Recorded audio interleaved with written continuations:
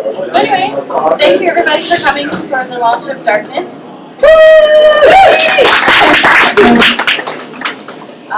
It's been a very long time coming for the sequel. A little bumps in the road along the way. Some of you know why and some of you don't, but anyways, that's a story for another day. I was going to write something, try and help myself out, but I ended up making a video instead.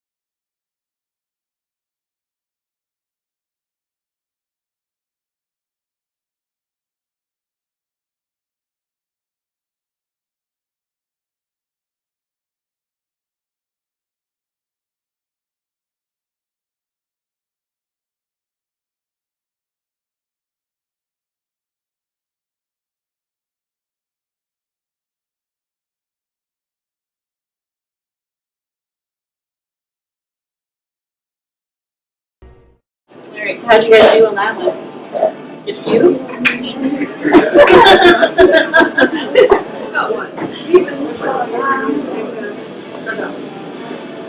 Well, I'm going to take this time to actually say thank you to two very important people who helped me actually. Because it's not just me that creates a book. I have a lot of help all the way from the designing of the cover, which is my friend Heather, who unfortunately isn't here. She's in Calgary. But I found wonderful editors in my life because I've been through hell in the past. And I just wanted to give you guys a book and say thank you so much because I appreciate it a lot.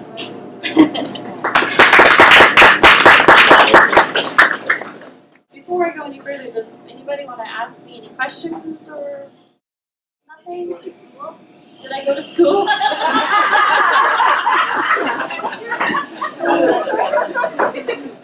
Where were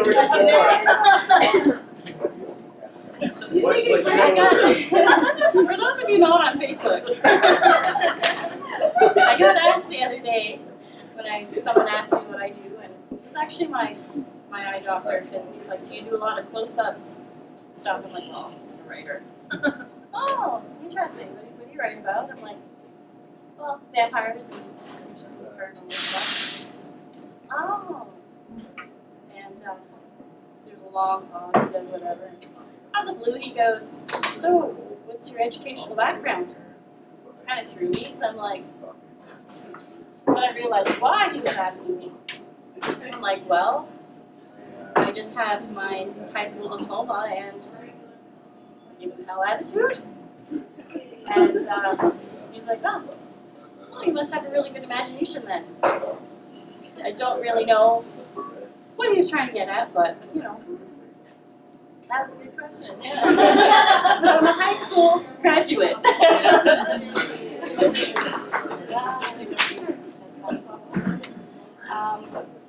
Okay, before I get any more sass, I'm going to move away from the question. Okay, so I'm going to show you guys the book trailer that, again, my friend Heather created for me before I try and work my way through reading an excerpt for you guys. I do have trailers for all of them, but if you're curious, I can play the others for you as well. So here we go.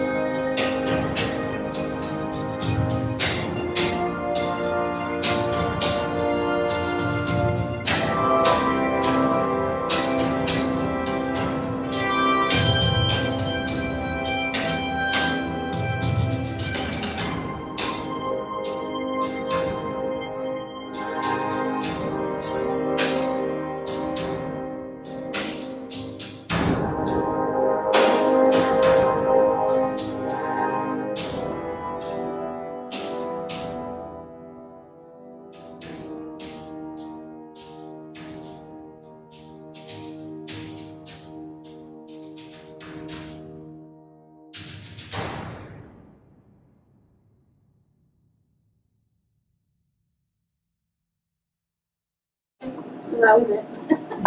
Woo!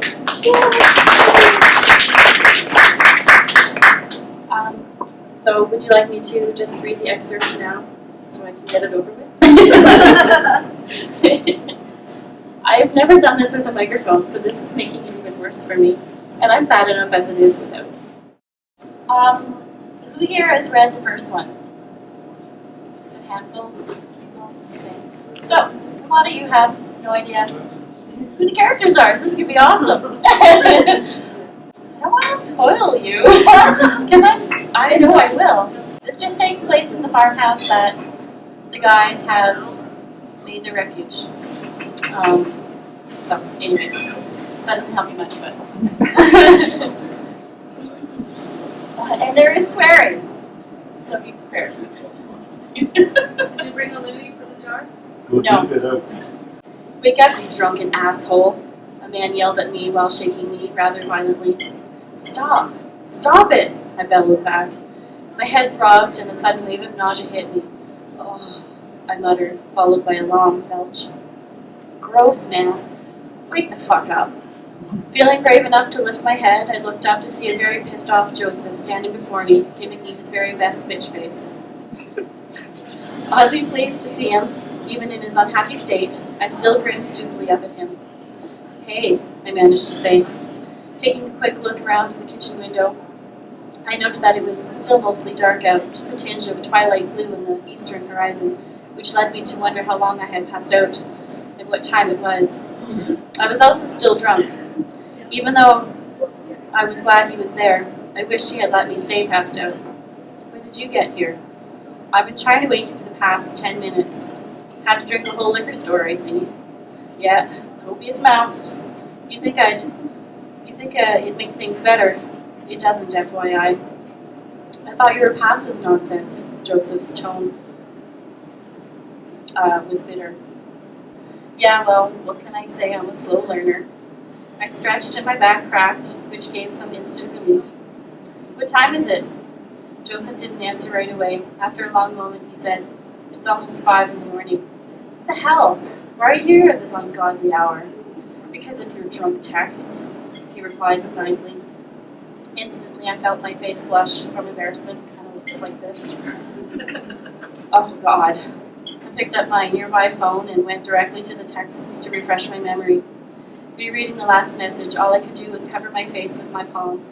Look, man, I'm sorry, I began. Lowering my hand, I locked my eyes on his. But we really do need to talk. I'm glad you're here.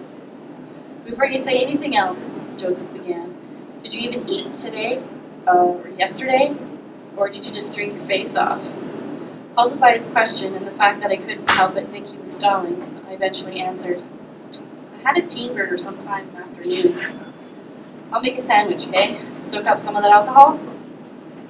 I shrugged my indifference, but at the thought of food, my hunger was piqued. Okay. Joseph went straight away to work on making the sandwich. After rummaging through the beer fridge, he pulled out a jar of peanut butter and a container of ham. As if weighing the difference, he looked at me and waited for my preference. Ham. Without saying a word, he turned and started to build the sandwich. Of my own accord, while waiting for my food, I got up and shuffled my way to the back of the house to the bathroom to relieve myself. Once finished, I poured some water into the toilet from the always filled bucket that was kept in the tub to force flush the toilet. Standing before a hazy mirror, I looked at my reflection. The long, exasperated sigh escaped my lips as I scrubbed a hand over my stubbly chin. I looked horrid. Dark bags hung under my eyes, which looked far darker, muddy blue than the usual blue-green. My skin looked pallid, and my once shaggy hair was ridiculously long. Why do I do this to myself? I uttered to myself in despair. With that depressing thought, I left the bathroom and headed back to the kitchen. My favorite, A bottle of water and a sandwich was on the table awaiting my return. Thanks, man, I said with soft sincerity. Joseph only nodded, his would-be responsive, you're welcome. That first bite of the ham and cheese sandwich was almost ambrosial. I hadn't realized how hungry I was until I started munching away. I'm glad you came, not only because you made your food, I said through a mouthful of sandwich. You'd like this word. Yeah, I know. I'm awesome. Don't get ahead of yourself now. A short burst of laughter filled the room. It was nice, but the tension was still very tangible and real. I met with Colin yesterday. I paused, not sure how to phrase it when we actually met. He knows, Joe. Putting the last bit of ham and cheese into my mouth, I pushed the plate aside.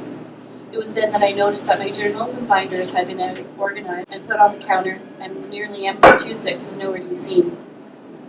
Joseph's head bowed in defeat, or shame. I couldn't tell. What are you not telling me? I demanded, my voice firmer than I intended. About that, Joseph began, only to stop when his eyes met mine. The look of absolute shame filled his being, and it was unsettling. What? Just tell me. You know I'm the last person that would be able to judge you, I said, trying to lighten up the situation. With a quick inhale and an exhale, Joseph blurted, Colin knows because I told him. Shock and betrayal shook me to my core. Beyond any kind of control I wished to have had, my jaw dropped in disbelief. What? Colin had started asking very peculiar and oddly precise questions about that time and about Vlad. At first I didn't give him much, skirting around what really happened and giving him some sort of answers. Disgusted, I cut him off before he could say any more. How the hell could you have told him? You even told him about the woman you hurt? Really? Were you guys really that close that you felt the need to share that bit of info with your new bestie?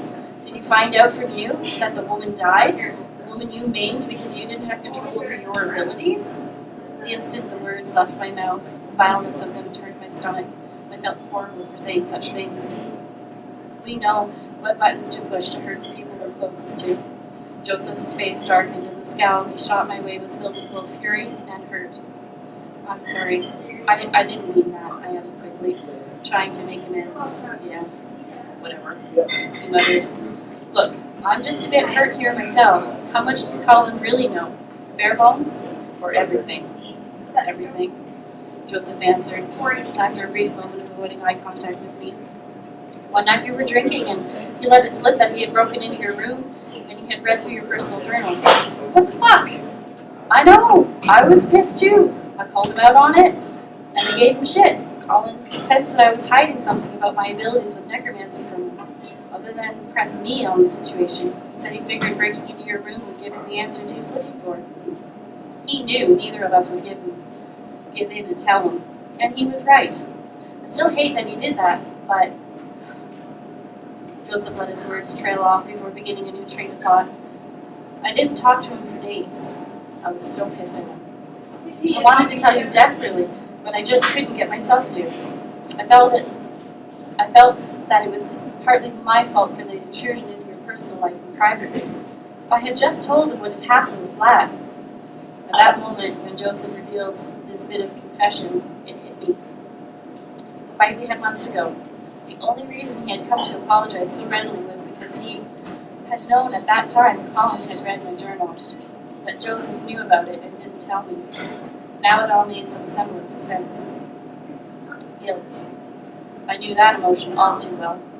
It warped one's beliefs and skewed one's thoughts until everything was helter-skelter in your mind, and you eventually gave in to the strongest pressure. In this case, it was Colin holding this information over Joseph. Colin knew that Joseph wouldn't want me to find out, like Colin knew.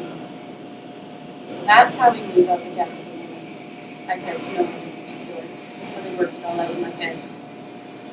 I looked up at Joseph, who was still avoiding eye contact. Are you okay? He finally looked up at me, and I could see his eyes pass over. I knew he wasn't okay at all. I'm sorry I had to find out that way. I should have told you. But I didn't think you were ready to know.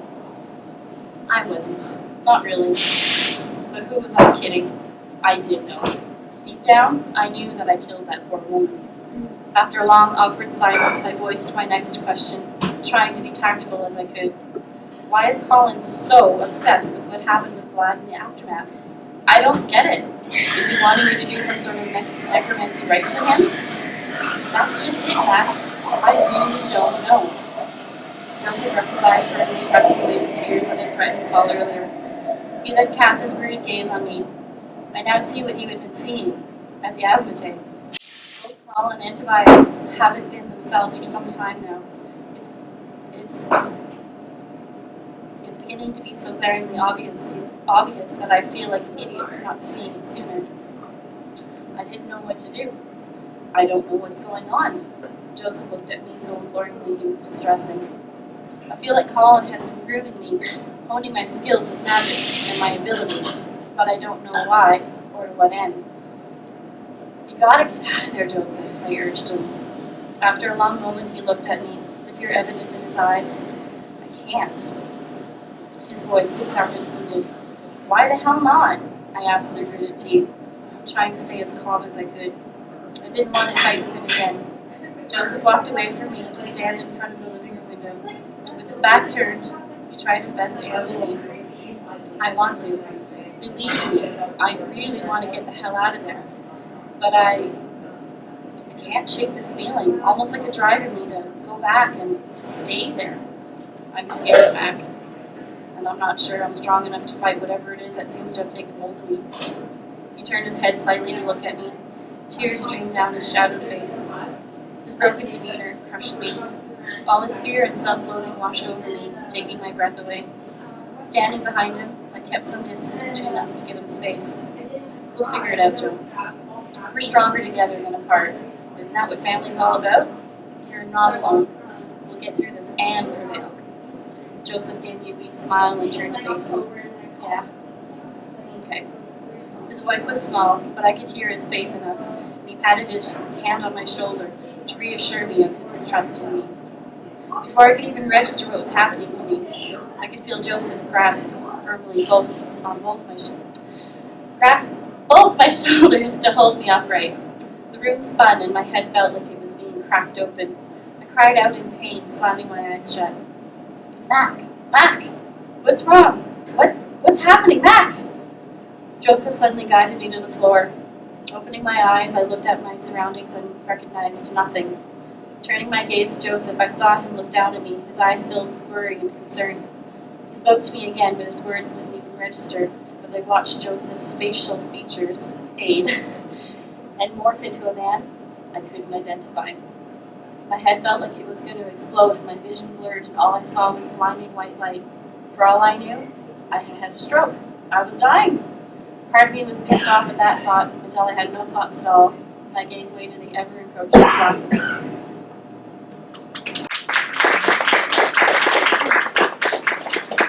So does anybody have any questions? Are you planning to continue another book? Another book, yes.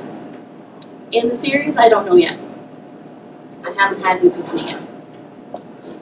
So we'll see. Actually, it's funny, when I finished Awakened, it was the first time ever that I had finished a book and I had nothing, no inspiration for months on end. I was actually terrified that I was never going to write a story again. But lo and behold, I've finished Darkness. I've written some short stories, some novellas and stuff. And so I have other ideas that I'm going to expand on and stuff. So so yes, no.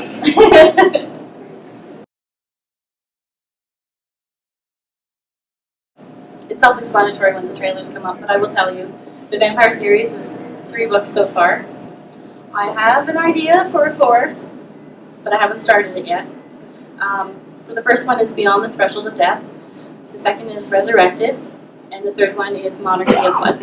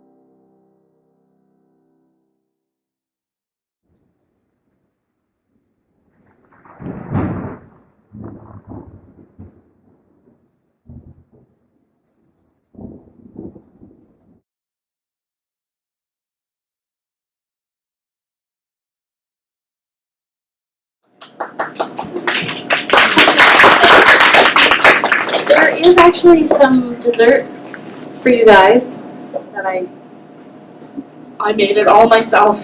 I worked the slaved on this website today. No. Anyways, there's dessert somewhere over there. Oh look, it looks really good. Save me, please. So anyways, yeah, Bingo books. If you want to purchase a book, you can purchase a book. I will sign it for you. So please do. Oh yeah, the draw. It's an awesome draw. You gotta put your name in for the draw. Thank you. Yeah, check it out. See what's inside. I think it's pretty awesome. I want it. So anyways, yeah. That's it. Thank you everyone for coming so much. Thank you all for support. Some of you for like many years of support, and some of you for new support. So it always helps me keep doing what I love to do, what I hope to do until the day I die. So anyways, thank you everybody for coming out very much. Thank you.